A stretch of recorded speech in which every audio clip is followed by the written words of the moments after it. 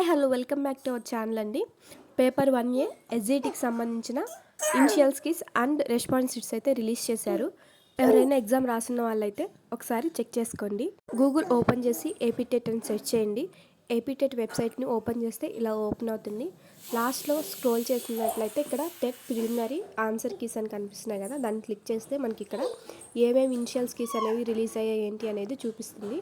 మనకి ఇక్కడ paper 2A Telugu అలాగే పేపర్ 1A ఎస్జిటికి సంబంధించిన ఇనిషియల్స్ కీస్ అయితే రిలీజ్ చేశారు.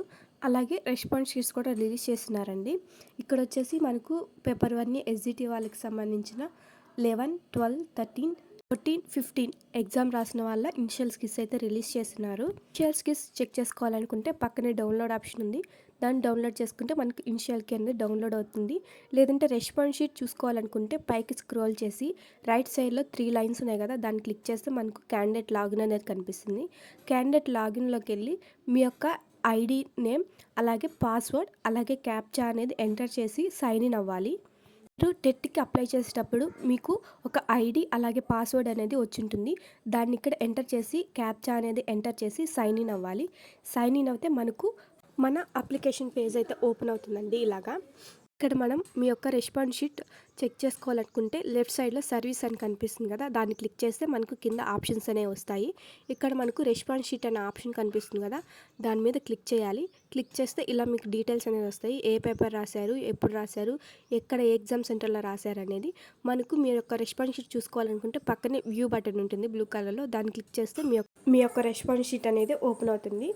ఎలా చెక్ చేసుకోవాలనుకుంటే కరెక్ట్ ఆన్సర్ అనేది గ్రీన్ టిక్ మార్క్లో ఉంటుంది. అలాగే మనం ఇచ్చిన ఆప్షన్ అనేది రైట్ సైడ్లో క్వశ్చన్ యొక్క ఐడి అలాగే మనం ఏది చూస్ చేసామో ఆప్షన్ అనేది కనిపిస్తుంది. 2 కరెక్ట్ అయితే మనకు 1 మార్క్ వస్తుంది అనమాట. అలా టాలీ చేసుకొని మనకి ఎన్ని మార్క్స్ వచ్చాయి ఏంటి అనేది క్యాలిక్యులేషన్ చేసుకోవాలి. క్వశ్చన్లో ఏమైనా అబ్జెక్షన్ ఉంటే మనకు క్వశ్చన్ ఐడి అనేది రాసుకొని అబ్జెక్షన్ ఎంట్రీ చేసేటప్పుడు క్వశ్చన్ ఐడి అనేది కంపల్సరీ అండి. సో ఆ క్వశ్చన్ యొక్క ఐడి అనేది మనం కంపల్సరీ చూసుకోవాలి. ఏదైనా అబ్జెక్షన్ ఉండి అబ్జెక్షన్ ఎంట్రీ చేయాలనుకుంటే బ్యాక్ వచ్చి ఇక్కడ ఆప్షన్ కనిపిస్తున్న దాంట్లో అబ్జెక్షన్ ఎంట్రీ అనే దాన్ని క్లిక్ చేయాలి. ఇక్కడ పేపర్ సెలెక్ట్ చేసుకొని అలాగే క్వశ్చన్ ఐడి అనేది మనం దేనికి సంబంధించిన అబ్జెక్షన్ పెడుతున్నామో ఆ క్వశ్చన్ యొక్క ఐడి అనేది క్లిక్ చేసుకొని అబ్జెక్షన్ టైప్ అనేది క్లిక్ చేసుకోవాలి. అంటే మనం ఏ అబ్జెక్షన్ ద్వారా పెడుతున్నాం అనేది మనం ఇక్కడ క్లిక్ చేసుకోవాలి. నెక్స్ట్ వచ్చేసి దానికి సంబంధించిన ఎక్స్ప్లెనేషన్ ఇవ్వాలన్నమాట. ఎక్స్ప్లెనేషన్ అనేది టైప్ చేసి కింద కనిపిస్తున్న గ్రీన్ కలర్లో సబ్మిట్ అనే బటన్ని క్లిక్ చేయాలి. అప్పుడు మన అబ్జెక్షన్ ఎంట్రీ అనేది సబ్మిట్ అవుతుంది. ఇలాగా మనకి ఎన్ని అబ్జెక్షన్స్ ఉన్నా కానీ మనం అబ్జెక్షన్ ఎంట్రీలో ఇచ్చుకోవచ్చు అనమాట. 12th మార్నింగ్ షిఫ్ట్ ఎగ్జామ్లో ఒక క్వశ్చన్కి అబ్జెక్షన్ ఉందండి. అది ఏ క్వశ్చన్ ఏంటి అనేది నేను మళ్ళీ వీడియోలో పోస్ట్ చేస్తాను. ఇంకా మన ఛానల్ని ఎవరైనా సబ్స్క్రైబ్ చేసుకున్నట్లయితే సబ్స్క్రైబ్ చేసుకోండి. అలాగే మరిన్ని వీడియోస్ కోసం మన ఛానల్ని చూస్తూ ఉండండి.